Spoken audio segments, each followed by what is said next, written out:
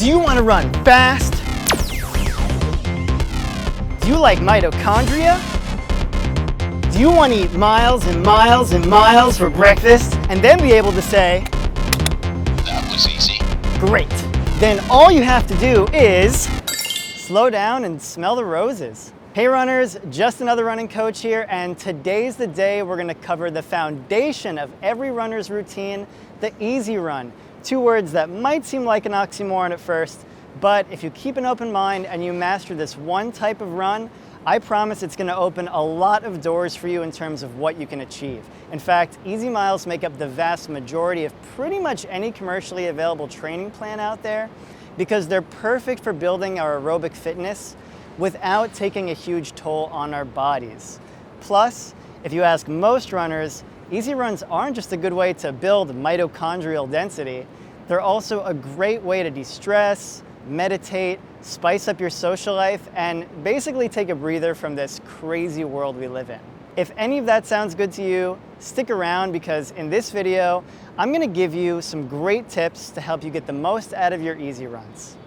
So first of all, what the heck is an easy run and what makes it so easy? This is where it's really important to remember that easy is subjective and everyone's version of easy is gonna be slightly different. My easy pace might be your race pace, my race pace might be someone else's easy pace. So instead of saying one specific pace or distance should be easy, and instead of training with a specific easy pace in mind, I encourage you to think of easy as more of a feeling than a specific pace. For example, easy run should be easy enough that you can comfortably hold a conversation with a fellow runner. I'm not saying it should be absolutely effortless as if you aren't even exercising, but you and a friend should be able to take turns speaking in sentences without losing that ability to speak. Building off of that, easy run should be easy enough that you can maintain good control of your breathing. And we'll come back to this in more detail, but the most important thing is that you aren't out of breath. That would be a sign that you're working a little too hard, and we want to save that energy for other types of workouts. In terms of your form, you also want to make sure that you're running at an easy enough pace to maintain excellent form all throughout. And by the time you finish an easy run, you'll probably feel like you could keep going if you had to. Or you may even want to. If we translate all of that to a scale of effort from 1 to 10, where 1 is a leisurely walk in the park and 10 is the hardest sprint of your life, you'll want your easy runs to be somewhere between a 4 and a 6, depending on the context of the workout. Now, if you're new to this and it feels like no matter how slow you run, it's never quite that easy, don't beat yourself up over it. There's no shame in doing run-walk intervals and finding that ratio that works for you. Either way, I'll typically prescribe easy runs anywhere from 20 to 90 minutes long, since anything beyond 90 minutes is really in long run territory, and let's be honest, long runs are not really that easy, even when they're run at an easy pace.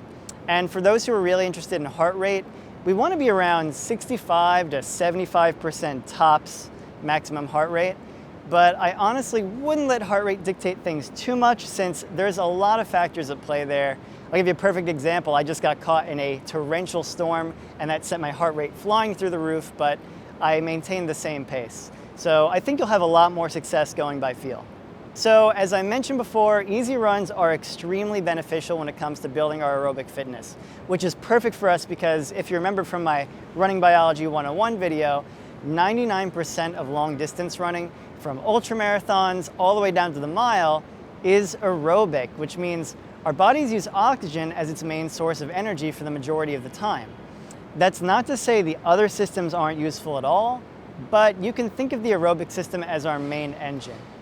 The great news is that by keeping the runs in that easy zone of effort, we're stimulating physiological adaptations that specifically concentrate on strengthening that engine. And to give you a few examples of how, we see an increase in capillary and mitochondrial densities, the oxygen carrying capacity of our red blood cells goes up, we get better at conserving energy and flushing out waste products, and our muscles, joints, tendons, ligaments, and bones all become stronger and more resilient, which is really essential if you ever plan on increasing your weekly mileage or making speed workouts a regular part of your training.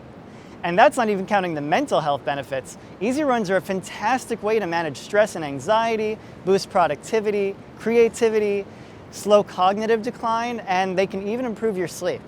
The beauty of it all is you don't need to do anything fancy to cash in.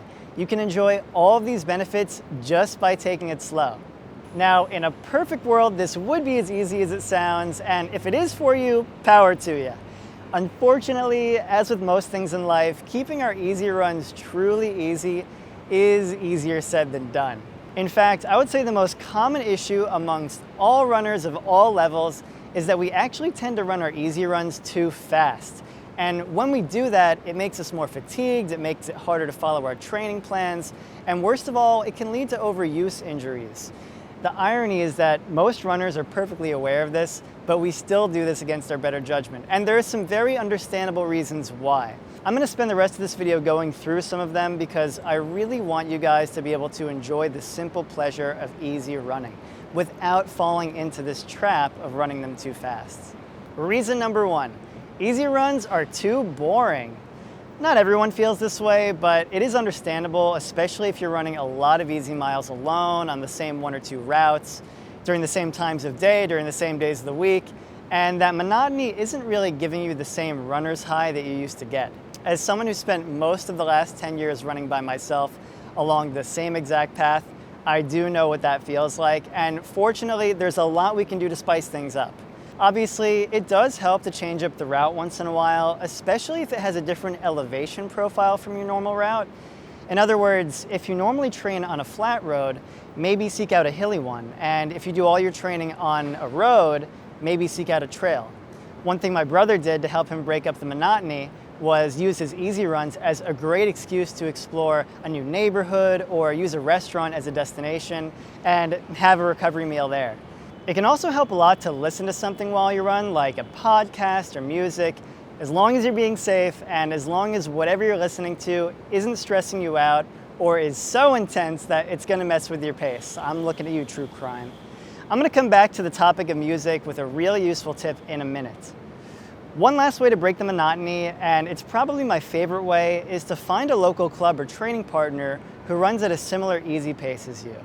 As I've mentioned before, I had a really fun time working as the group run leader at my local running store, and it was also great for my own training because I was able to use conversation as a way to keep effort in check. And running with others was way more fun than being alone, so boredom was never an issue. Again, the only caveat is that you want to make sure you find someone whose easy pace is comparable to yours, so you aren't running beyond your means just to keep up with someone else. As tempting as that can be, there's a time and a place for it, but most of the time we don't want to push the envelope on easy days. Reason number two, music matches intensity. As I said before, listening to music can be a great source of motivation and a nice way to distract yourself from the repetitive nature of easy runs. Now, there are plenty of purists out there who will tell you that listening to music robs you of being able to connect with nature and that it takes away some of the more calming and meditative aspects of running. Personally, I see it both ways. For the first several years of my own training, I actually ran without music, and part of me really longs for those days since there is something really nice about keeping yourself company with just your own thoughts and the sounds of your surroundings, even if it is obnoxious New York City traffic. It can also be really helpful to be able to hear your own footsteps, especially if you're a newer runner and you're working on developing a soft, efficient foot strike. On the other hand, the nice thing about music in general is that it can transport you to a whole other place. And for a lot of people, that is relaxing. Think about why people like to listen to music while they drive, right? Especially music that resonates with them. It can be a really healthy form of self-expression. However, when we just hit shuffle, there is the chance that not every song is going to inspire easygoing running. Sometimes all it takes is for one really energetic song that we love that we can't bring ourselves to skip, to take what should be an easy run and turn it into an impromptu speed workout. My biggest tip to make sure this doesn't happen is to go through your music library and create different playlists for different types of runs. Anything that's nice and relaxed that won't get you too worked up should go into an easy run playlist. And anything that's more intense should go into a speed workout playlist. The more songs in each, the better, because if you hit shuffle, there's a great chance you'll have completely different songs every time you run, and therefore a completely different experience every time you run, even if you're running the same route. Reason number 3, this is my favorite one, because the calculator / training plan / random guy on the internet said so.